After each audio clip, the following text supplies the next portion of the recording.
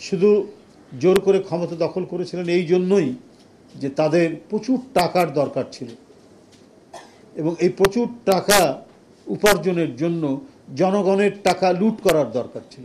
জনগণ যে টাকা সঞ্চয় করে কোথায় করে? পোস্ট অফিসে করে, ব্যাংকে করে, এই সমস্ত আর্থিক প্রতিষ্ঠানে করে। এই আর্থিক প্রতিষ্ঠানগুলো তার যে কোষাগারগুলো শূন্য করে টাকা পাচার করেছিল সেই পতিত রাজনৈতিক দলের নেতারা, তাদের ব্যবসায়ীরা এবং প্রধানমন্ত্রীর সাঙ্গপাঙ্গরা। এটা তার মিথ্যে নয়। লক্ষ লক্ষ কোটি টাকা তারা পাচার করেছেন পদ্মা সেতুর নামে, মেট্রো রেলের নামে, ফ্লাইওভারের নামে, কত কিছুর না মানে মূলা ঝুলিয়ে তারা এগুলো করার চেষ্টা করেছে। Furniture just smarter, JMG furniture.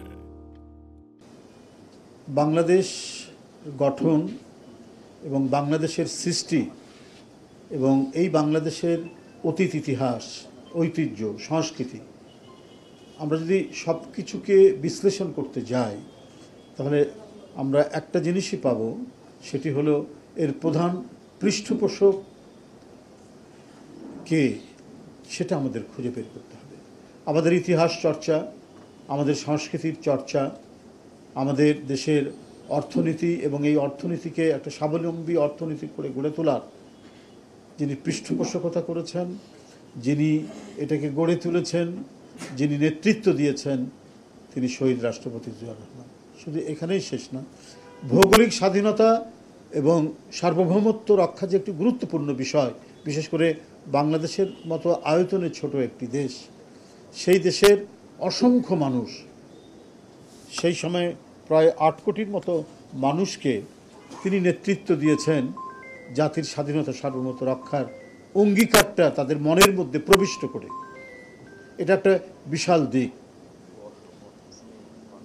শহীদ রাষ্ট্রপতি জিয়াউর রহমানের চরিত্র বিশ্লেষণ করলে তার এই মহত্তম দিকটি এবং নেতৃত্বের এক অসাধারণ গুণাবলী, যে স্বাধীনতা সার্বভৌমত্বের অঙ্গীকার এবং দেশকে স্বনির্ভর করা, দেশকে আত্মনির্ভরশীল করা, দেশকে উন্নয়নে, উৎপাদনে, শিক্ষায়, স্বাস্থ্যে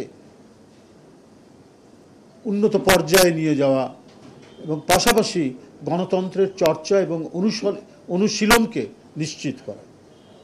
এতগুলো কাজ করেছেন জিয়াউর রহমান। কিভাবে? অতীতের শিক্ষা নিয়েছেন, অতীতের শাসকরা যে ভুল করেছেন ওই ভুলের শিক্ষা নিয়েছেন জিয়াউর রহমান। যে অতীতে শাসকরা যে ভুলগুলো করেছে তিনি সেই ভুলগুলোর পুনরাবৃত্তি করেননি, বরং সেখান থেকে শিক্ষা নিয়েছেন, তারা যা করেছে আমাকে তার বিপরীত কাজটা করতে হবে। শহীদ রাষ্ট্রপতি জিয়াউর রহমান সেই কাজটি করেছেন।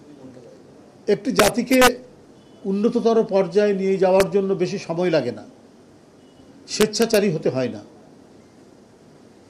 ফ্যাসিবাদী হতে হয় না, অত্যাচারী হতে হয় না, নিপীড়ক হতে হয় না।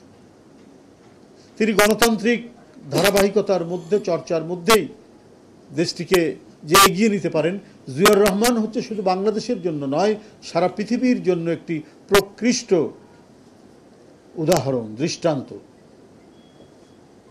এই দৃষ্টান্ত আমরা যারা রাজনীতি করি এখন, বাংলাদেশের বিভিন্ন রাজনৈতিক দল এবং যারা পৃথিবীর বিভিন্ন দেশে রাজনীতি করছেন এবং দেশকে এগিয়ে নিয়ে যেতে চান, তাদের জন্য শিক্ষণীয় এক নেতৃত্ব, এক মহানায়ক হচ্ছেন শহীদ রাষ্ট্রপতি জিয়াউর রহমান। তার রাজনীতির ভাষা, তার রাজনীতির শব্দ ব্যবহার, তার শালীনতা, রাজনৈতিক প্রতিপক্ষকে কুৎসা রটানো থেকে বিরত থাকা, এরকম নানা গুণাবলী আমরা দেখেছি তার মধ্যে। তাই অনেকে বলেন, গল্প করে যে একটি বাসে করে আপনি যাচ্ছেন, সেখানে বাসের সব লোকই বিএনপির সমর্থক, একজন আওয়ামী লীগের আছে, কিন্তু তার তর্কের সাথে আপনি পারবেন না, বিএনপির লোক পারে না। কারণ তারা কুৎসা রটাতে পারে, ঝগড়া করতে পারে, তারা মানে মিথ্যা কথা বলতে পারে। কোনো ভদ্রলোক বা ভদ্র মহিলা ঝগড়াটে, কুৎসা রটনাকারী মানুষের সাথে কিন্তু কথা বলতে চায় না। এটাই হচ্ছে পার্থক্য। বিএনপি শিক্ষা নিয়েছে শহীদ রাষ্ট্রপতি জিয়াউর রহমান, তার সহধর্মিণী দেশনেত্রী বেগম খালেদা জিয়া এবং বিএনপির ভারপ্রাপ্ত চেয়ারম্যান তারেক রহমান। আপনারা দেখেছেন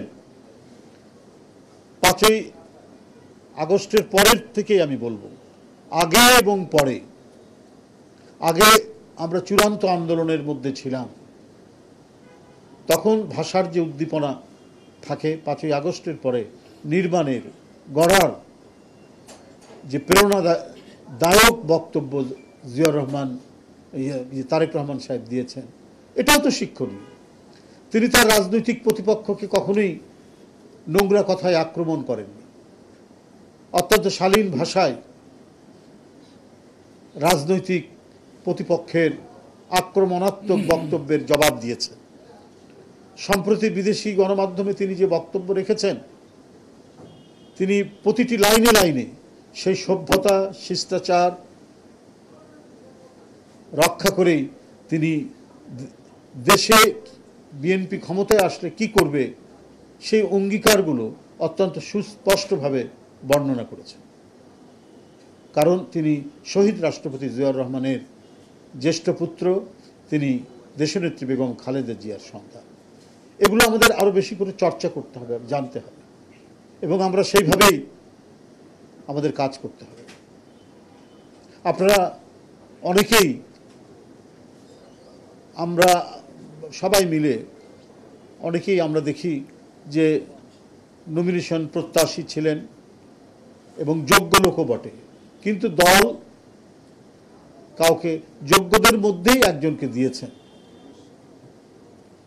তো সেটা অভিমান থাকতে পারে, সেখানে কথা থাকতে পারে, সেটা ভিতরে হবে, কিন্তু আমাদের খেয়াল রাখতে হবে যে আমরা রাস্তা ঘাটে বিভিন্ন জায়গায় এই না পাওয়ার বেদনার একটা যদি আমরা বিশ্রী রকমের একটা অযৌক্তিক কাণ্ডজ্ঞানহীন আচরণ করি, তাহলে আমরা জিয়াউর রহমানের আদর্শকে অনুসরণ করা হলো না, দেশনেত্রী বেগম খালেদা জিয়ার আদর্শকে অনুসরণ করা হলো না।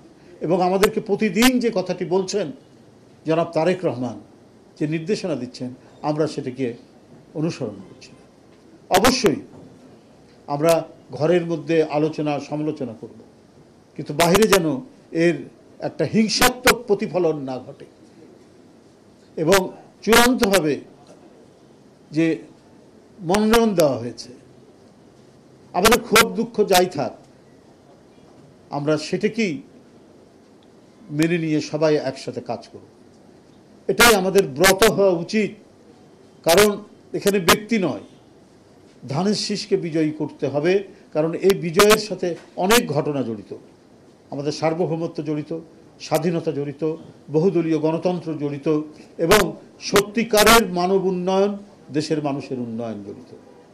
তো সেগুলোকে নিশ্চিত করার জন্য আমরা ধানের শীষকে বিজয়ী করতে হবে। এখানে ব্যক্তি বড় কিছু নয়। আমি আজকে দেখছেন একটি রাজনৈতিক দল, তারা 16 বছর অন্যায়ভাবে, জোর করে, অবৈধভাবে ক্ষমতা গ্রহণ করেছিল। এ বিষয়ে কারো কোনো দ্বিধা নেই। অনেক ছোট বড় রাজনৈতিক দল নিরন্তর সংগ্রাম করেছেন 2009-এর পর থেকে।